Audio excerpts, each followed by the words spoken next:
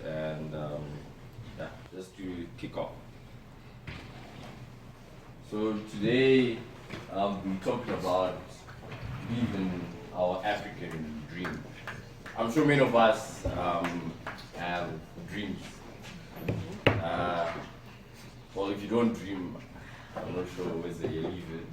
But we always have aspirations, dreams, visions about about our own lives. But today I want to take it to a bigger picture where I'll be talking about Africa as a whole. And so today is living our African dream. So we all understand dreams, and so I went to do a little research on other people's dreams, and we all know the American dream. And in 1931, by a man called James Adam, he said the American dream is basically life for every American should be better and richer and fuller for everyone, with opportunity for each according to the ability of achievement, regardless of their social class or circumstances of birth. And in 2012, they also came up, the Chinese leader, also in early November 2012, gave us what he understood as the Chinese dream. And he said that the Chinese dream is an articulated vision for a nation's future. Basically, the Chinese dream integrates national and personal aspirations with the twin goals of reclaiming national pride and achieving personal well-being. It requires sustained economic growth, expanding equality, and an infusion of cultural values to balance materialism. So then I asked myself, as Africans, do we understand our own African dream? And I actually did a little research, and I noticed that, us as Africans, we don't have what we say is our own Africa. Maybe as individuals, but as a continent, we actually do not understand our own African dream. So today, my question to you, which I'm leaving, is do you understand your own African dream? Or on an individual level, do you actually understand your own dream for your life? Or we're just brought up in a system where, we are said you need to go to school, after school, primary, you go to high school, after high school, university, and after university you need to get a job. Then what next after that? So just going further, I then looked at what people actually understand about Africa, the daunting facts about Africa. Would anyone like to give us one thing, which when they Google comes up? Yes, Lori. That you an advert with a little child with a little fly on the Yeah, true that. Poverty. Yes. Yeah. So we all know what comes out. Does the fact have to be daunting? Well, Yes. in fact, we also have leaders of a specific creed, and it's daunting. Yes. Corruption. I've got a good fact. No, that's bad. No, this is just daunting facts. Yeah. But this is what According to him, there are no daunting facts about Africa. No, they are daunting facts about Africa. They are also good. Yes, they are. I'm not saying that they're not good facts, That's but why- we're that's why- getting there. That's why he specified daunting. So to move forward, I came across these. Number one, they say that 75% of the world's poorest countries are actually allocated in Africa. Top 10 countries with the highest proportion of residents living in extreme poverty, we're all in sub-Saharan Africa. And poverty is actually living on $1.25 or less a day. And that's over 440 million people living in extreme poverty across sub-Saharan. approximate of 1 in 3 people living in sub-Saharan are undernourished. This was actually reported by the UN Millennium Project. We have coaches, you know. That is don't. 600 million in sub-Saharan Africa live without electricity, meaning over 80% of the population relies on biomass projects, such as wood, charcoal to cook, and over 500 million people suffer from waterborne diseases. That's 50% of Africans with a water-related illness like cholera. 30% of the world's refugees are allocated in Africa due to the continued violence, conflict, and widespread of human resources. 30% of them live in Africa. Yes. Okay. Allocated. Allocated in in Africa. space. Okay. And this one, which is the most daunting, more than 1 million children under the age of 5 years die every year from malaria. So that's actually a child every 30 seconds, meaning 3,000 children actually die per day because of malaria. So this is what, when you Google, comes up.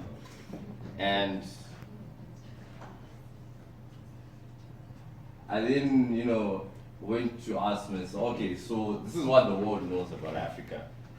And if you ask the person, so I went on to one of the videos for TEDx.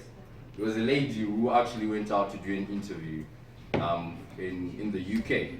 And then when she was on the street, she would ask you a question, what have you known about Africa? And why do you think this information came to you? And one said famine, and the other civil war, poverty, dictatorship, diseases, and droughts. These were the main things that the people in the streets in the UK would say. Now the question she then asked further was, okay, so how is it that, is this what you believe about Africa? And they said yes, because the media actually tells us this is what Africa is all about. Like whether you check BBC, CNN, it's either BBC is reporting on Zimbabwe and saying that there's so many children which are suffering, or we are under a dictatorship rule. There is never good news about Africa that is given to the world. And so in my African dream, which is what I then asked myself, okay, so what's my African dream? My African dream is actually that Africa is free of poverty, famine, and corruption, and exploitation of our resources. To be a global trade player, because most of the resources in the world actually come from this great continent.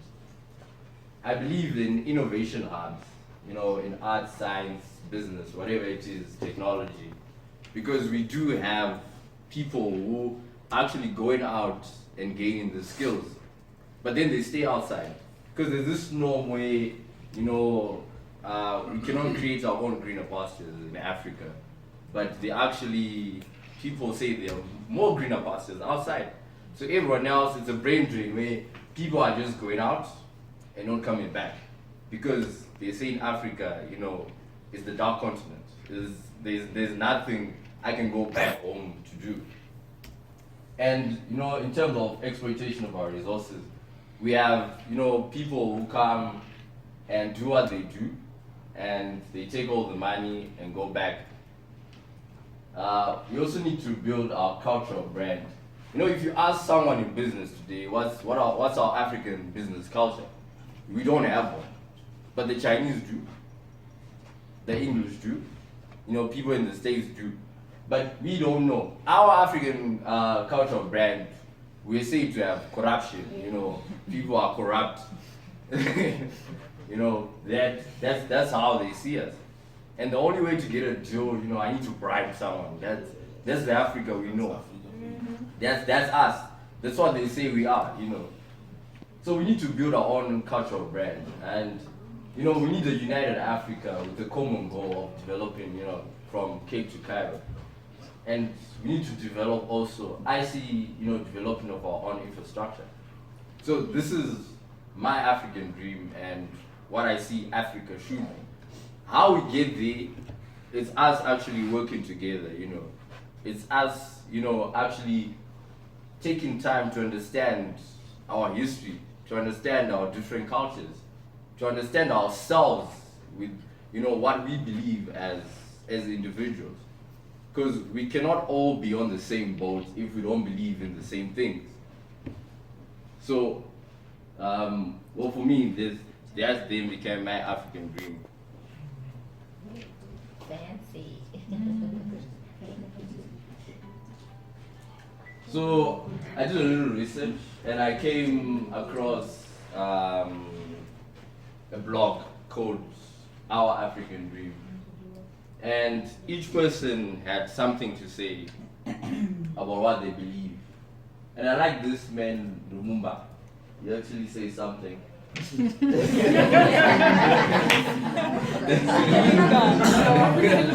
one? Hey, so passionate. No, but so he said the day will come when history will speak, Africa will write its own history. And it will be a history of glory and dignity. And each person, like for instance that lady, she's in Greece, she also had something to say. And Nelson Mandela said, I dream of the realization of the unity of Africa, whereby its leaders combine in their efforts to solve the problems of this continent. I dream of our vast deserts, of our forests, and of our great wilderness. This is people, each of them have an African dream. But then what are we doing, you know, to actually make that African dream a reality? You know, like right now I might be thinking, you know what, it's all work in Africa, so my next step is, let me find a better place in the US or in Canada. You know, if people who have gone like for the past, I know my uncle has been out of this for the past 20 years, and then you ask him, don't you want to come back home?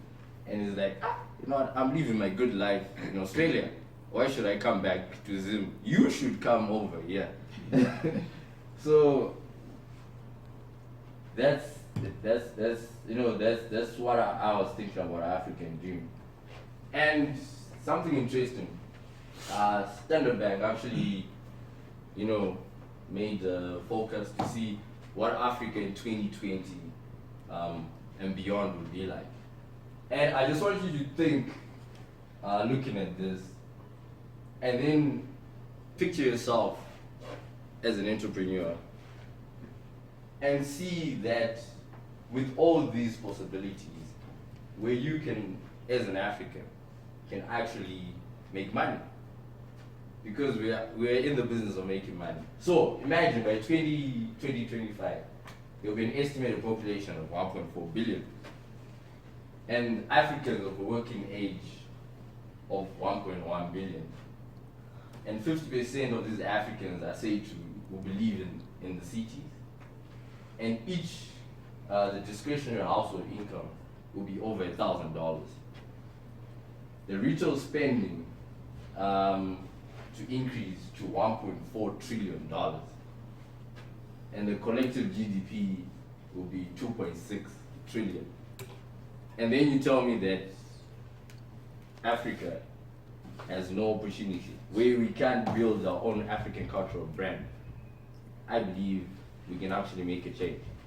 So my question now to everyone is, I would actually love to hear what your African dream is, whether it's individual or you have another dream. I'm sure you can share with us what it means to you. And